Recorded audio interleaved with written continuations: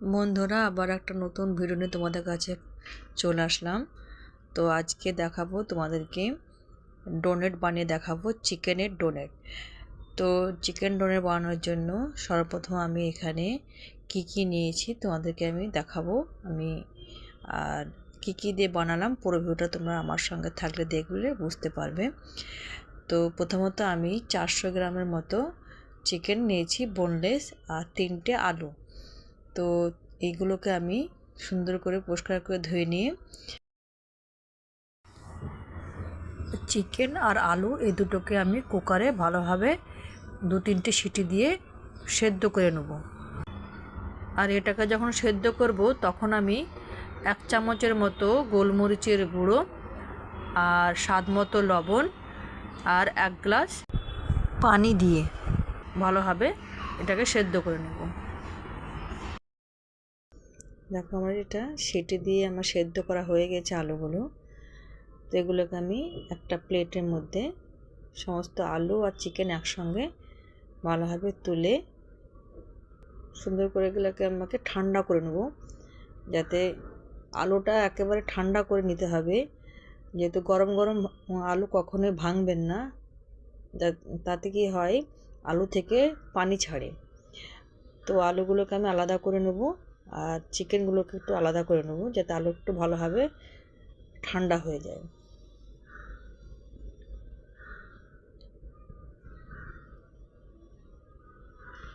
দেখো, চিকেনগুলো কত সুন্দর সেদ্ধ হয়ে গেছে, আর আলুটাও খুব ভালোভাবে সেদ্ধ হয়ে গেছে।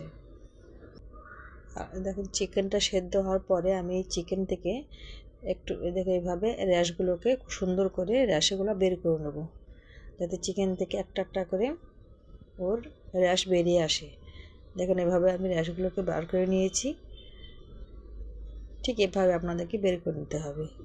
আর চিকেনটা ঠান্ডা হলেই বার করবেন। আর আলুটা ঠান্ডা হওয়ার পরে এভাবে আমি ম্যাশ করে নিয়েছি।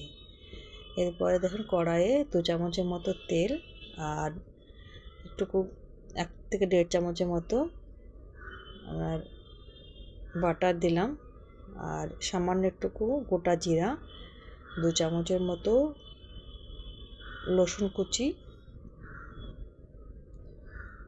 দিয়ে ওটাকে ভালোভাবে একটুকু নাড়াচাড়া করে নিতে হবে, যেন ব্রাউন না হয়, জাস্ট অল্প একটুকু নাড়াচাড়া করতে। তারপরে এখানে আমি 6 থেকে 7টা কাঁচা লঙ্কা, ওটা আমি কুটে রেখেছিলাম, ওটা আমি অ্যাড করলাম। ওটা দিয়ে জাস্ট 1 থেকে 2 মিনিট ভালোভাবে নেড়ে চেড়ে একটু সাইড করে নিতে হবে।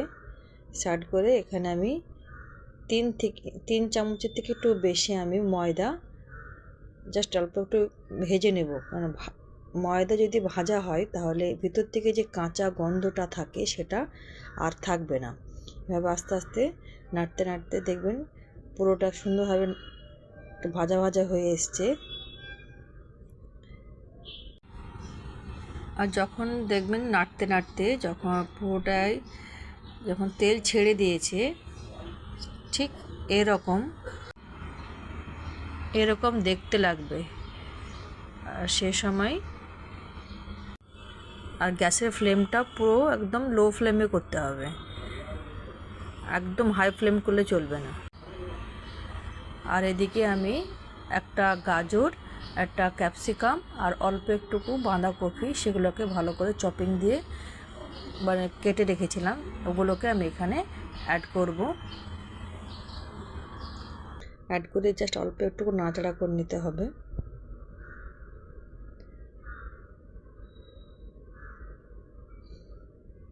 নাড়াচাড়া করার পরে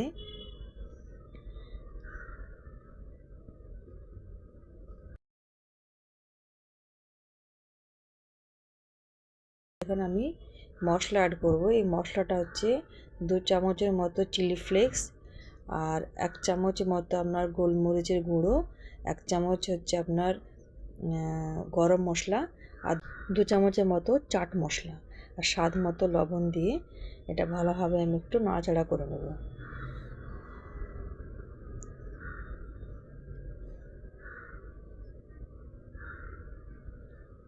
যে পুরোটা যখন ভালোভাবে মাখানোর পরে খুব সুন্দরভাবে যখন এভাবে মেখে নিতে হবে, যাতে সমস্ত মানে মশলাটা যেন ভালোভাবে লেগে যায় সবজির গায়ে। এরপরে যে আমি সেদ্ধ করেছিলাম যে মাংসটা, তার যে স্টু ছিল সেটাকে আমি ফেলিনি, ওটা আমি এখানে অ্যাড করলাম যাতে ভালোভাবে সবজিটা সেদ্ধ হয়ে যায়। সেদ্ধ হওয়ার পরে ঠিক এভাবে আস্তে আস্তে নাড়তে নাড়তে একটা বেশ ডো টাইপের হয়ে আসবে। একদম হালকা আঁচে নাড়তে থাকতে হবে। আর দেখেন নাড়তে নাড়তে ঠিক এরকম পানিটা যখন শুকিয়ে আসবে তখন আমার এই সেদ্ধ করা যে আলুটা ওখানে আমি অ্যাড করব। সেদ্ধ করা আলুটা অ্যাড করার পরে ভালোভাবে খুব সুন্দর করে মাখিয়ে নেব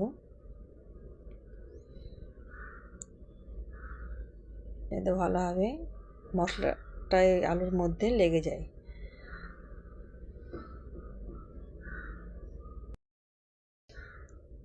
তো জাস্ট এভাবেই হালকা হালকা করে নাড়তে থাকতে হবে। যখন পুরো আলুটা ভালোভাবে মিশিয়ে নেব, এরপর আমি সেদ্ধ চিকেনটাকে এর মধ্যে আমি অ্যাড করে নেব।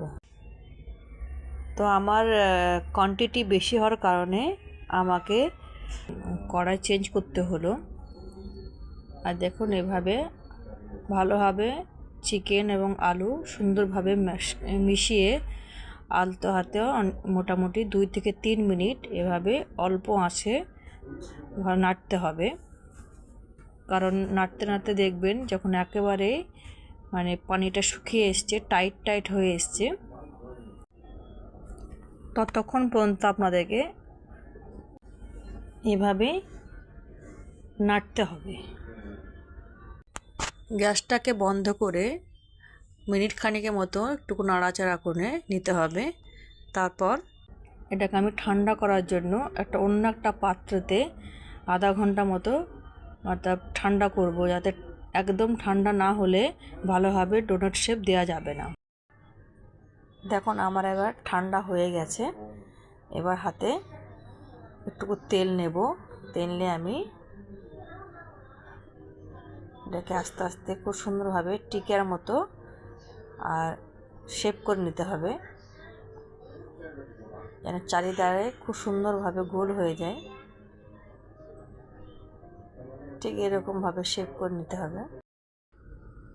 যেহেতু এটা আমি ডোনাট বানাবো বলে আমি ডোনাটের শেপটাই দেব। আপনারা চাইলে এরকমভাবে রাখতে পারেন। তো আমি যেহেতু ডোনাট বানাবো বলে আমি ডোনাটের শেপই দেব। তো এইভাবে মাঝে ছোট্ট একটু সামান্য মানে একটু হোল করে নিতে হবে। আর ঠিক এরকমভাবে বানিয়ে নিন। দেখুন এভাবে বানিয়ে আর একটা ডোনাট বানিয়ে আপনাদেরকে দেখাচ্ছি।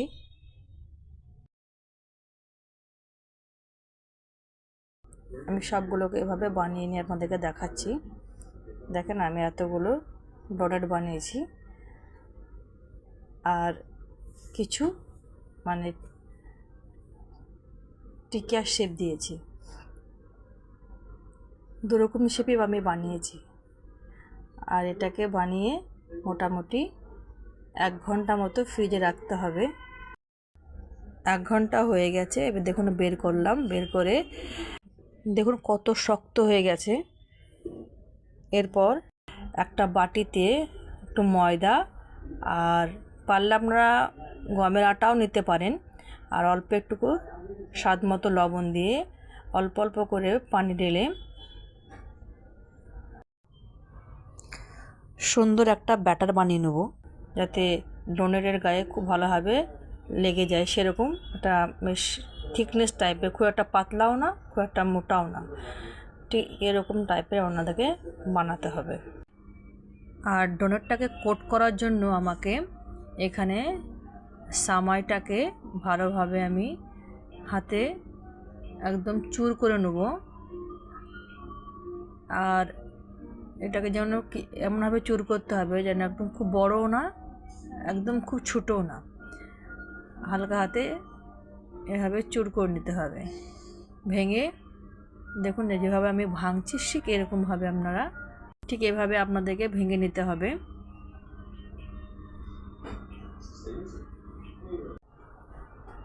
আর এর মধ্যে আমি 4 চামচের মতো ব্রেড ক্রাম্বস অ্যাড করব।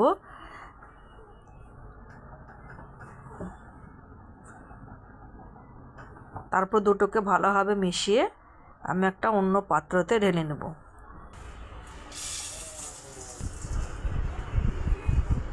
এরপরে আমি দেখেন একটাকে ডোনাটগুলোকে নেব আর এই ব্রেড ক্রাম্বস আর সামাইয়ের মধ্যে সুন্দরভাবে কোট করে নেব, যাতে ভালোভাবে কোট করে নেওয়া যায়।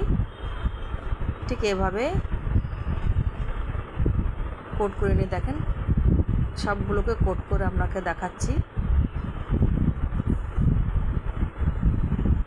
এখানে আমি সবগুলোকে কোট করে নিয়েছি। আর এইগুলো আপনি মোটামুটি ফ্রোজেন করে রাখতে পারেন 1 মাসের মতো। রোজার মাসে ইফতারি করার সময় এগুলো খুব সহজভাবেই ঘরে খুব চটজলদিভাবে মানে ফ্রাই করে ইফতারি করে নিতে পারবেন। তো এখানে আমি সবগুলো ফ্রাই করব না, কিছু ফ্রাই করব, বাকিটুকু আমি ফ্রিজে ভরে রাখবো, ফ্রোজেন করে রেখে দেবো। তার জন্য আমি এয়ারটাইট ডাব্বাতে একটার পর একটা এভাবে রেখে দিচ্ছি। মানে 4টে দিয়েছি, তারপর আমি বাটার পেপার দিয়েছি। যদি আপনাদের কাছে ঘরে বাটার পেপার না থাকে তাহলে মোটা প্লাস্টিক বা অন্য কোনো একটা মোটা কাগজের উপরে রেখে এভাবে একটার উপর একটা সাজিয়ে রাখতে পারেন ডিপ ফ্রিজের মধ্যে।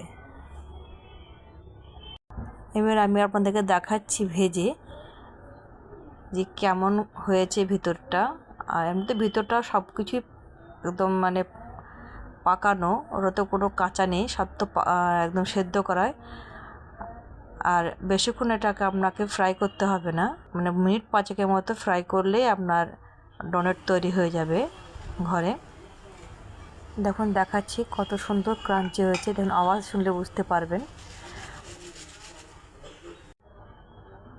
ঘরে টমেটো কেচাপে যদি সস থাকে তাহলে ওটা দিয়ে আপনারা পরিবেশন করতে পারবেন। আর আমি করেছি এটা এই সসটা, যেহেতু এই সসটা আমি আপনাকে বলে দিচ্ছি, যদি আপনি 3 চামচ মেয়োনিজ নেন তাহলে 1 চামচ টমেটো সস নেবেন, 1/2 চামচের মতো চিলি ফ্লেক্স, 1/2 চামচের মতো আপনি পেরি পেরি মশলা, এগুলো দিয়ে সুন্দর করে একটুকু একসঙ্গে মিক্স করে নেবেন। তাহলে এরকম একটা সুন্দর সস বেরিয়ে যাবে। আর এই সসটা খেতে খুবই সুস্বাদু, কেচাপের থেকেও ভালো লাগে। তো দেখেন একটা ভেঙে আপনাদের দেখালাম কত সুন্দর, দেখেন চিকেনের র্যাশগুলো দেখতে পাওয়া যাচ্ছে। তো এভাবে ঘরে বানিয়ে নিন রাশিয়ান চিকেন ডোনেট। বন্ধুরা আবার নতুন কোনো ভিডিও নিয়ে তোমাদের সঙ্গে আবার দেখা হবে। ততক্ষণ সকলে তোমরা ভালো থেকো। ধন্যবাদ।